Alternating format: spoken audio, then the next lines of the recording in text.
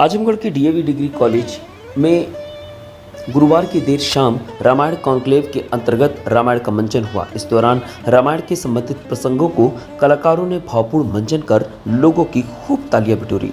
वहीं पूरा माहौल राममय हो गया था।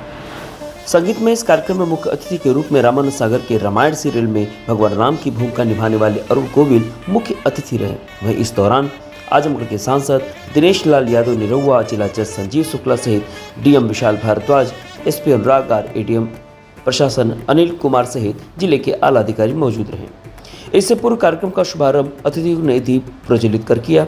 रामायण के मंचन के बाद जिला जज, डीएम, एसपी, मीडियम के मुख्य अतिथि अरुण गोविल को अंग वस्त्रम पहनाकर स्मृति चिन्ह भेंट किया। इससे पूर्व रामायण के मंचन के दौरान कलाकारों को भी दर्शकों का अभिवादन मिला। रामानंद सागर के प्रतिष्ठित टीवी सीरियल रामायण में मुख्य भूमिका निभाने वाली अरुण गोविल के समक्ष कलाकारों ने जिस प्रकार से मंचन किया, उसको अरुण गोविल समेत सभी अतिथियों ने सराहा। रामायण कॉन्क्लेव का संयोजन किया। हमारे पास है, इसका इलाज है हमारे पास, इसका साधन है हमारे पास। रामायण जो हमें सब कुछ देती है, हर क्षेत्र में देती है, चाहे मानवीय रिश्ते हो, मानवीय रिश्तों से ताल्लुक, पिता पुत्र का रिश्ता, माता पुत्र का रिश्ता, भाई भाई का रिश्ता, पति पत्नी का रिश्ता, माँ के साथ एक अजीब सा शब्द लग गया बाद में, सौतेली माँ। माँ केवल माँ होती है, सौतेली भी नहीं होती। तो माँ और बेटे का रिश्ता, और तो और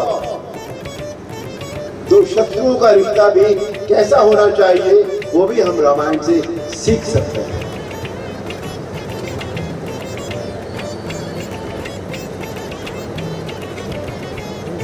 जब दो भाइयों की हम बात करते हैं तो हमारे सामने राम और लक्ष्मण की जोड़ी आती है, राम और भरत की जोड़ी आती है।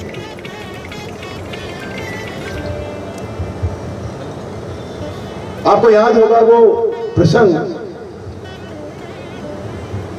जब धनुष तोड़ने की शर्त रखी गई सीता जी के स्वयंवर के लिए। जब वहां बैठे हुए राजाओं से धनुष नहीं टूट सका, उठा भी नहीं सके, तोड़ना तो बात दूसरी है, और तोड़ना था भी नहीं, उठाकर प्रत्यंचा चढ़ानी थी उसके ऊपर। जब कोई उस धनुष को हिला भी नहीं सका तो महाराज जनक बहुत विचलित हो गए और उन्होंने कुछ ऐसे शब्द कह दिए जो लक्ष्मण जी से सहन नहीं हुए। अब देखिए, एक भाई यानी छोटा भाई बड़े भाई के लिए क्या कहता है, बस महाराज बस, अब एक भी शब्द और नहीं। इतनी लज्जाजनक और अनुचित बात करने से पहले आपको ये याद नहीं आया कि सभा में सूर्यवंशी रघुवीर श्री राम भी बैठे हैं, और जिस सभा में एक ही रघुवंशी होता है उस सभा में कोई इस तरह की बात करने का साहस भी नहीं करता, और आप श्री राम को वीरता की चुनौती दे रहे हैं। मुझे मेरे भैया के चरणों की सौगंध है, यदि मेरे गुरु मुझे आज्ञा दे तो ये पुराना और जीर्ण धनुष तो क्या चीज है। मैं पूरे ब्रह्मांड को इस तरह उछालकर फेंकूं एक गेंद की तरह कि उसके टुकड़े टुकड़े दूसरे भाई का अपमान सहन नहीं।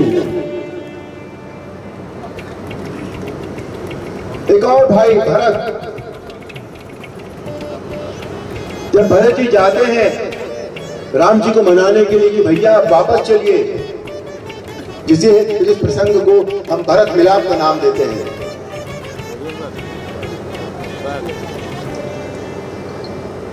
ये शायद पहली बार हो रहा था। आज संपत्ति के लिए, पावर के लिए भाई और भाई में क्या होता है ये मैं नहीं कहना चाहता, मैं उन शब्दों का प्रयोग नहीं करना चाहता, लेकिन वहां यह हो रहा था, भरत जी और राम जी के बीच संपत्ति, दौलत, जायदाद, पावर इधर से उधर मारी मारी घूम रही थी दोनों भाइयों के बीच, कोई लेने को तैयार नहीं था। श्री राम ने भरत से कहा कि भरत, पिताश्री जाते जाते तुम्हें युवराज बना गए हैं, तुम अयोध्या के राजा हो। और भरत जी ने कहा नहीं भैया, राज सिंहासन पर अधिकार हमेशा बड़े भाई का होता है, इसे आपको ही संभालना होगा। ये थे वो दो भाई। हम बहुत ज्यादा तो नहीं, लेकिन थोड़ा कुछ प्रतिशत तो रामायण से सीख ले, अपने जीवन में उतार ले, करके देखिएगा। जब मन शांत होता है तो जिंदगी में बहुत सुख होता है, आनंद होता है। वो आनंद होता है जिसको हम परमानंद कहते हैं।